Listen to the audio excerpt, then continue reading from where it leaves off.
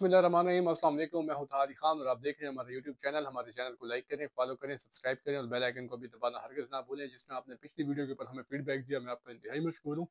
और मैं आपसे ये उम्मीद करता हूँ कि आप इस वीडियो के ऊपर भी हमें बेहतर फीडबैक देंगे। हमारे कमेंट बॉक्स में कमेंट कीजिए ताकि हम आपको आपके जितने भी सवालात हैं उनका जवाब दे सकें और आपको लेटेस्ट अपडेट दे सकें। पिछले 24 घंटों के अंदर जो अपडेट्स हुई हैं उस बारे में आज हम बात करेंगे। सबसे पहले जो मरियम नवाज शरीफ जो इस टाइम पाकिस्तान के बड़े सूबे पंजाब की वज़ीर आला हैं, उनकी तरफ से एक तहरीर बयान सामने आता है जिसमें वो कहती हैं कि मैं पहली खातून सियासी खातून हूँ जो ज़ेर हिरासत गई, जिसने कैदोबंद की सोबतें बर्दाश्त की और जिसे जेल का सामना हुआ। तो मेरे ख्याल में तख्त लाहौर की ऊपर जो बराजमान मरियम नवाज़ हैं, उनको अपने जो वज़ारत आला है उसकी मसरूफियात में कुछ फैक्ट्स को नज़रअंदाज उन्होंने किया और उन फैक्ट्स के ऊपर उसको दरगुजर कर गई। तो कुछ ऐसे फैक्ट्स हैं जो हम उनके सामने रखेंगे और अपनी आवाम के सामने भी रखेंगे ताकि फैसला आप बेहतर तरीके से कर सकें कि क्या मरियम नवाज पहली खातून है जिन्होंने सियासत में आने के बाद जेल बर्दाश्त की, कैदोबंद की सोबतें बर्दाश्त की और डिटेंशन में रही, या उनसे पहले भी कुछ सियासी रहनुमाएँ ऐसी गुजरी हैं जिन्होंने ये सोबतें बर्दाश्त की हैं। तो पहले पाकिस्तान पीपल्स पार्टी की उस वक्त की चेयरमैन और पाकिस्तान की बेशतर दफ़ा वज़ीर आज़म रहने वाली बेनज़ीर भुट्टो साहिबा, शहीद मोहतरमा बेनज़ीर भुट्टो, जिन्होंने 1980s में 1980 की दुहाई में ज़ियाउल हक के मार्शल के ख़िलाफ़ जो तहरीक शुरू की, उसमें उनको कैदोबंद की सोबतें बर्दाश्त करनी पड़ी। बल्कि मरियम नवाज़ की अगर डिटेंशन को बेनज़ीर भुट्टो मोहतरमा की जो डिटेंशन है उसके साथ अगर कंपेयर किया जाए तो मरियम नवाज़ और बेनज़ीर भुट्टो के दरमियान जो एक चीज़ कॉमन है वो तो जेल है। लेकिन जो मरियम नवाज़ के ऊपर टॉर्चर नहीं हुआ, बेनज़ीर भुट्टो ने वो टॉर्चर भी बर्दाश्त किया। बेनज़ीर भुट्टो ने एक इंटरव्यू में BBC को गलबन इंटरव्यू में उन्होंने कहा था कि मुझे उस ब्लाइंडनेस के अंदर और उस अंधेरे में रखा गया, जब मैं बाहर आई 6 महीने के बाद तो मुझे बाहर की दुनिया ठीक से नज़र नहीं आती थी। मेरी आंखों के ऊपर इस तरह से अंधेरा छा चुका था कि मैं बाहर देख नहीं सकती थी। और बेनज़ीर भुट्टो ने जिस तरह की कैदोबंद की सोबतें बर्दाश्त की हैं, मरियम नवाज़ साहिबा शायद उसका तसव्वुर भी नहीं कर सकती। इसके अलावा 1986 के अंदर उन्हें हाउस अरेस्ट किया गया। उनकी तमाम पॉलिटिकल जो मूवमेंट्स थी, पॉलिटिकल उनकी एक्टिविटीज़ थी, सियासी एक्टिविटीज़ थी, उनको मुकम्मल तौर पे उन पे पाबंदी आयद हो गई और बेनज़ीर भुट्टो ने एक दफ़ा फिर अपने घर में ही हाउस अरेस्ट होके कैदोबंद बर्दाश्त की। इसके अलावा पाकिस्तान की एक फेमस ह्यूमन राइट्स एक्टिविस्ट और ह्यूमन राइट्स की जो लॉयर हैं, अस्मा जहांगीर साहिबा, जो काफ़ी मशहूर हैं और अब तो इस दुनिया में नहीं रही, उन्होंने 1983 के अंदर उनको इम्प्रिजन्ड किया गया और उनको सलाखों के पीछे जाना पड़ा और जेल बर्दाश्त करनी पड़ी। 2007 में जब लायर्स मूवमेंट थी, जो मशहूर वकला मूवमेंट थी, वकला तहरीक थी, फीमेल वर्कर वो उसको फ्रंट से लीड कर रही थी और 2007 में उन्होंने एक दफ़ा फिर उनको उस प्रोटेस्ट की बर्दाश्त में उन्हें जेल का सामना हुआ और उन्हें अरेस्ट किया गया। इसके अलावा इस टाइम मौजूदा सूरत हाल में पाकिस्तान तहरीक इंसाफ जो अपोजिशन की सबसे बड़ी जमात है, उसमें मुख्तलिफ ख़वातीन ऐसी हैं जो इस टाइम भी ज़ेर हिरासत हैं, जिसमें top of the list doctor Yasmin Rashid साहिबा हैं, जो कैंसर पेशेंट भी हैं। उसके बावजूद वो जेल की सोबतें बर्दाश्त कर रही हैं और अपनी बीमारी को साथ लेकर वो इस तरह की जो अप डाउन्स होते हैं जेल के अंदर या इम्प्रिजमेंट के दौरान, उन सबको बर्दाश्त कर रही हैं। शंदाना गुलजार साहिबा, फलक नाज और सनम जावेद, जो और इसके अलावा बेशतर पाकिस्तान तहरीक इंसाफ की ख़वातीन वर्कर्स हैं, सियासी वर्कर्स हैं, लीडर्स हैं, जो जेलों में मौजूद हैं। इवन जो नुसरत भुट्टो थी, बेनज़ीर भुट्टो मोहतरमा की वालदा जुल्फ़िकार अली भुट्टो साहब की अहलिया, उन्होंने जुल्फ़िकार भुट्टो के हक़ में जो उन्होंने प्रोटेस्ट किया, उसमें भी उनको ज़ियाउल हक रिजीम के दौरान जो मार्शल था उसमें उन्हें कैदोबंद की सोबतें बर्दाश्त करनी पड़ी।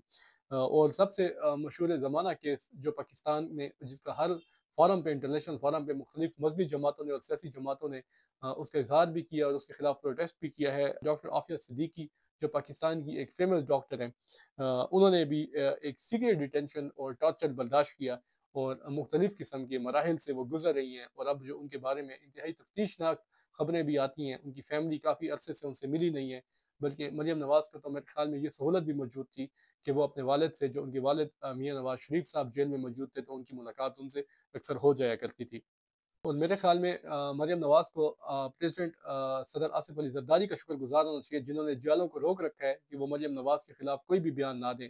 और उनसे गुरेज करें कि उन्होंने मरियम नवाज़ के खिलाफ बयान दे रहे हैं। इसके अलावा जो हाल ही में अभी एक ज़िमनी इंतखाबात हुए हैं, बाई इलेक्शन हुए हैं, اس کے بارے میں بھی ہم تھوڑی سی بات کریں گے آپ سے، کیونکہ اس پہ ڈیٹیل ویڈیوز تو مختلف حلقوں کو لے کر اور ایک ایک سیٹ کو لے کر لوگ بنا چکے ہیں، اور آپ کے ساتھ مختلف بلاگ بھی ہمارے باقی جو پروگرام کرتے ہیں ہمارے ساتھی ہمارے اینکرز وہ شیئر کر چکے ہیں۔ لیکن بیسک ہم اس کی آپ کو جو آگے فیوچر میں اس کے کیا اثرات ہوں گے اس کے اوپر آپ کو تھوڑی سی ہیڈ لائن دینے جا رہے ہیں کہ مسلم لیگ نون کی جو ٹارگٹ تھی، جو ٹارگٹ سیٹس تھیں وہ نیشنل اسمبلی کی تھیں، نہ کہ پروونشل اسمبلیز کی تھیں۔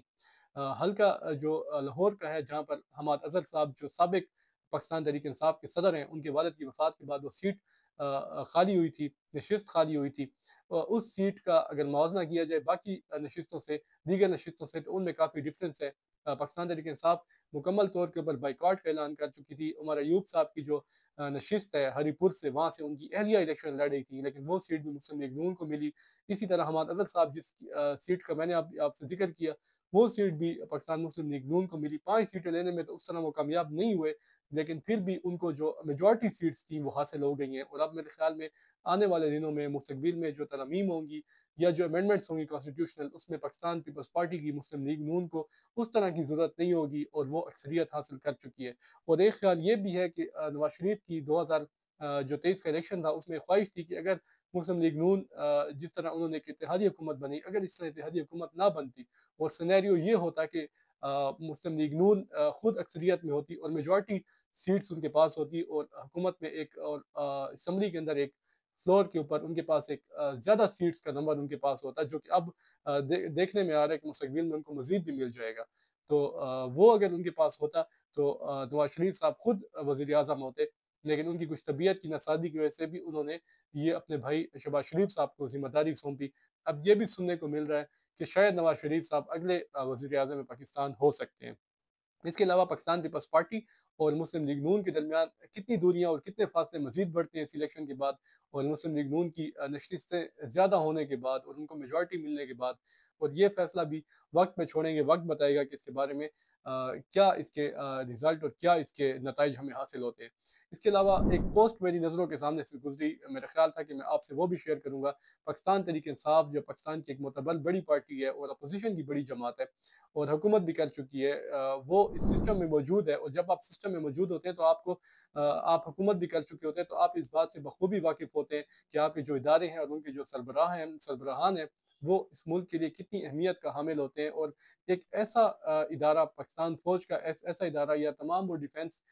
ڈپارٹمنٹس یا ڈیفنس انسٹیٹیوشنز جو ملک کی خاطر، ملک کے ڈیفنس میں، ملک کے دفاع کے اندر مصروف ہیں، اور ہم اپنے گھر میں سکون کی نیند سوتے ہیں اور ہمارا فوجی بارڈر پہ ٹھہر کے گولی کھاتا ہے، ایسے ادارے کے سربراہ کے بارے میں اس کی تصویر پوسٹ کر کے اپنے فیس بک کے آفیشیل پیج سے، اور اس پہ مختلف قسم کی القابات لگا کے جو پوسٹیں شیئر کی جاتی ہیں، جتنے بھی اختلافات ہوں، آپ کو شکوے ہوں، آپ کو گلے شکوے ہوں اس ادارے سے، اس ادارے کے افسران سے، تو آپ کے پاس فلور موجود ہے، آپ کے پاس مختلف اور پلیٹ فارمز موجود ہیں۔ لیکن اس طرح سے سوشل میڈیا کے اوپر اپنے ہی اداروں کے سربراہان کے بارے میں اس طرح کی پوسٹ کر کے آپ جو جگ ہزائی کا سامان مہیا کرتے ہیں دنیا کو، اور خصوصاً اپنے ازلی دشمن اور اپنے بزدل دشمن بھارت کو، تو میرے خیال میں آپ کو ان چیزوں سے اجتناب کرنا چاہیے۔ ملیں گے انشاءاللہ نیکسٹ بلاگ میں۔ آج تک کی یہی اپڈیٹس تھی، اپنا بہت سارا خیال رکھیے گا۔ اللہ حافظ۔